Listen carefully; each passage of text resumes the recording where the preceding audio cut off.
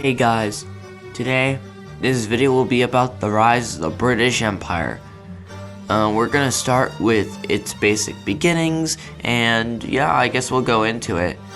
I really like that intro though. Took a while. Let's go. The entire history of Britain is just so crazy. A lot to do in the beginning is family lines, but I'll do my greatest to get into it.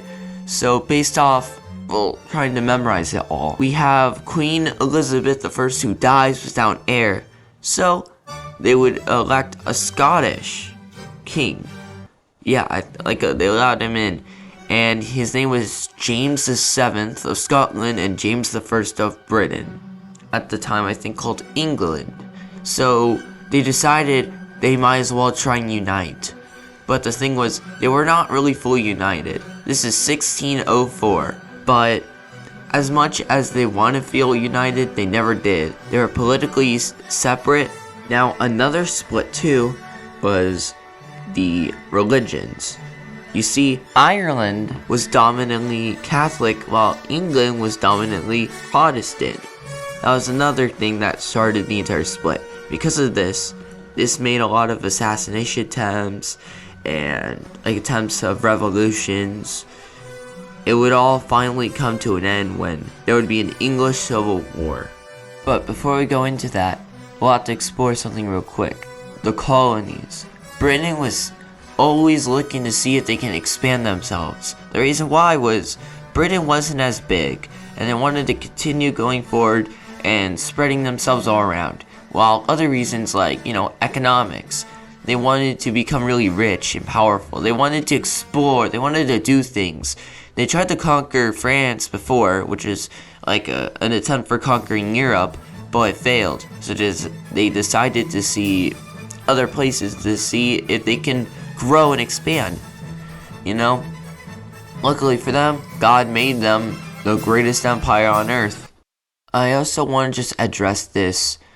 Yeah, they did slavery. It was an awful thing. Though it was a while ago, it still was going on until 1833. It's an awful thing what the British did, but it's a good thing it was gone at that time. It was one of the first to abolish slavery, so good for Britain, but also bad for Britain for what they've been doing for almost 300 years. I believe they started 1600, somewhere around that, so 200 years. But still, shame on what they did before, but glad they changed.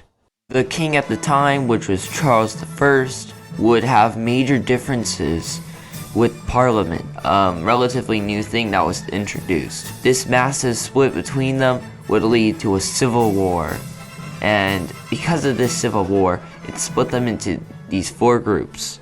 One was the Scots, one I believe was the Irish, and then we have the main two that fought, which is the Royalists and Parliamentarians. Another name for them were also called Roundheads, while Royalists were called Cavaliers.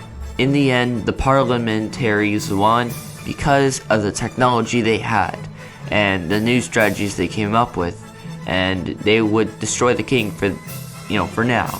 The king would be restored. 1645, the new king comes in, named Charles II. He would also marry Catherine of Braganza, where she would introduce, it's tea. The new king in 1685 was largely Catholic. His name was James II, so he would be replaced by another king named William III. This was known as the Glorious Revolution, but soon after, this would make Scotland very angry, seeing how they were a little bit more Catholic and liked the older king. Over time, things weren't going well for them. Scotland had a lot of failed colonies, and England was just not doing as good as it should have done. So they thought they really need to unite, or they might just get behind everybody. And so they would unite to create the United Kingdom of Great Britain, or also known as the Great British Empire. That is the start of it. In part 2, we're going to talk about how they did all their colonies and the 13 original colonies, and kind of a lot to do with the ideals that Britain had. So yeah, that's kind of the end. Thank you for so much for watching. I really wanted to make this video all week. I haven't had much time. Thank you so much, and I'll see you later. Goodbye.